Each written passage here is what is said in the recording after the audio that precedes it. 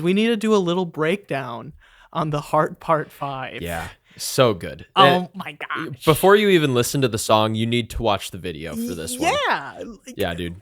Like actually like really paying attention to And soak it in. especially the second and third verse because he changes into different people, but getting a little ahead of myself. Yeah. So the beat immediately takes you over with its rhythm. Like, oh, it's just so, it's a Marvin Gaye sample. And it's just so nice and funky and it's different from regular rap music that we hear these days. And then, so he has like this thank you to his fans, and I've been a Kendrick fan for a long time. It felt personal. I mean, he was like, thank you. And then he's setting the tone for his new album.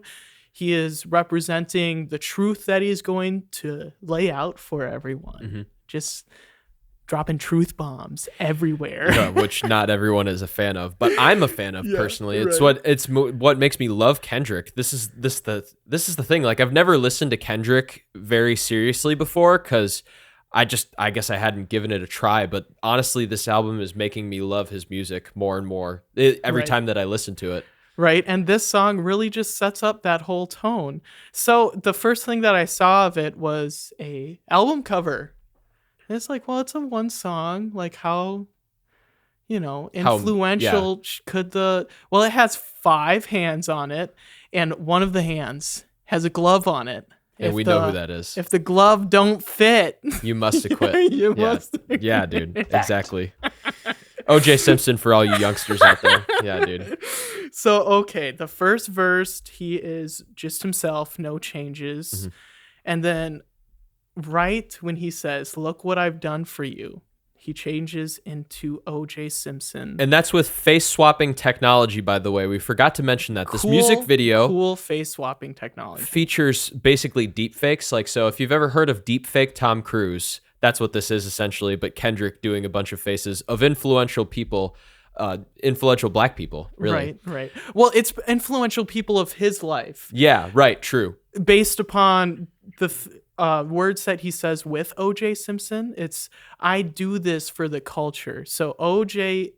is representing that he puts his life on the line, that he plays football, that he gets CTE. I do this for the culture. I put my life on the line for that. And then so Kendrick's getting into this very creative landscape of what is actually culture to me.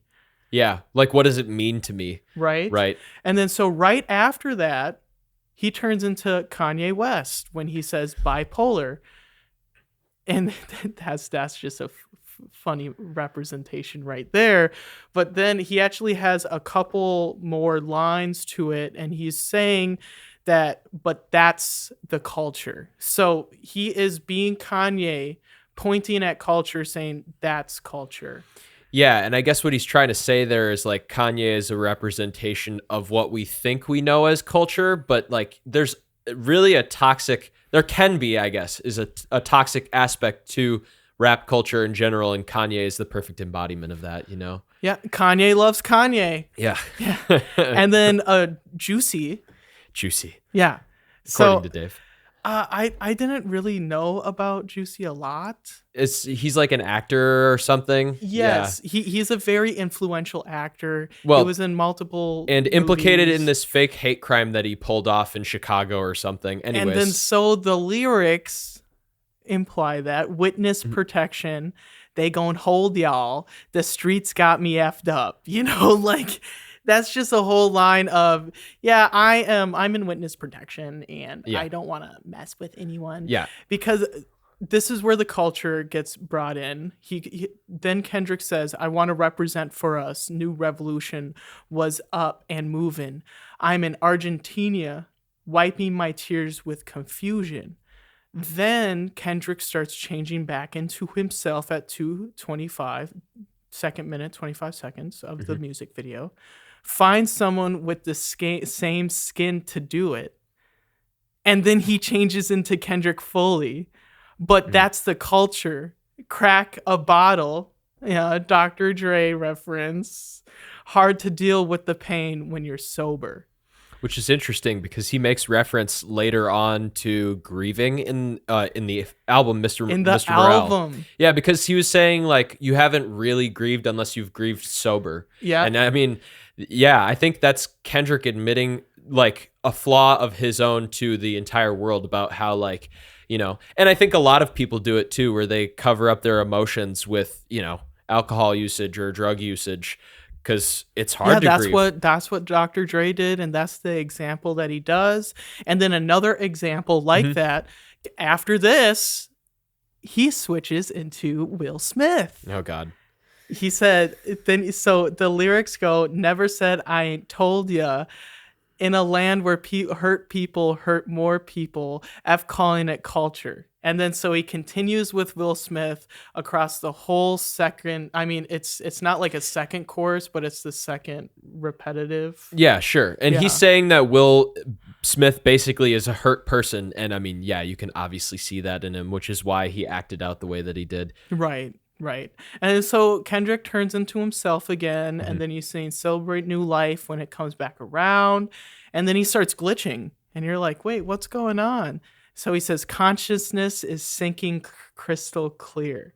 And then he translates Kobe's Mamba mentality like into him. So he's like translating Kobe, and then that's why he's saying my consciousness is sinking crystal clear, because he then switches into Kobe being Bryant. And then these lyrics, to sum it up, it's Kobe put his money into the community, made schools change curriculums is one of the lines. And then Kendrick turns right back into himself, and he says, but didn't change me staring down the barrel of a gun. Yeah. Dang! Because you can have the Mamba mentality in like the hustling culture, essentially, right? And that can be a bad thing, and that's what Kendrick is referencing in this point. Yeah. And then so he talks about, and then he he changes back in, not back into, he changes into Nipsey Hussle. You can tell by the tattoos. I heard a lot of people saying he changed in the second minute of the song into Nipsey. And I was like, where did you see that? I didn't see that. I know. Yeah. It was like all over Twitter. I was like, what are y'all doing? Well, yeah, what do they know? All those people on Twitter. Right. Every single one of them is dumb. Yeah, okay. I agree with that. Yeah. So he goes with the lines, to my brother, to my kids, I'm in heaven. I mean, just saying that from a Nipsey point of view. He turns back into himself. And he goes, to my fans, make sure you get all them investments. He's telling you to be smart. He's basically giving a little bit of a roadmap here. And then he turns back into Nipsey. Sam, I be watching over you. Sam is Nipsey's older brother. Make sure my kids watch all my interviews. And then here's where it really gets intense. I can't blame the hood for the day that I was killed. Had to see it. It's the only way to feel. That might put a bad taste in some people's mouth. Well, why would you say that? Because Nipsey got gunned down by the culture. And Kendrick's saying you shouldn't be surprised by that, because that is the culture.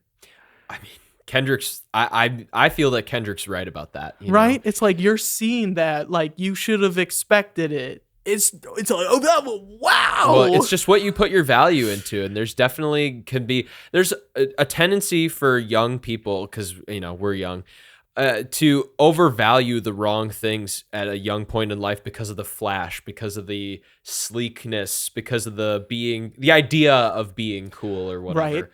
Right. And then so that's why it's so cool where Kendrick is still Nipsey at this point, and he's saying, my energy emits, I want you. And then right at that point, he turns back into himself and it fades out.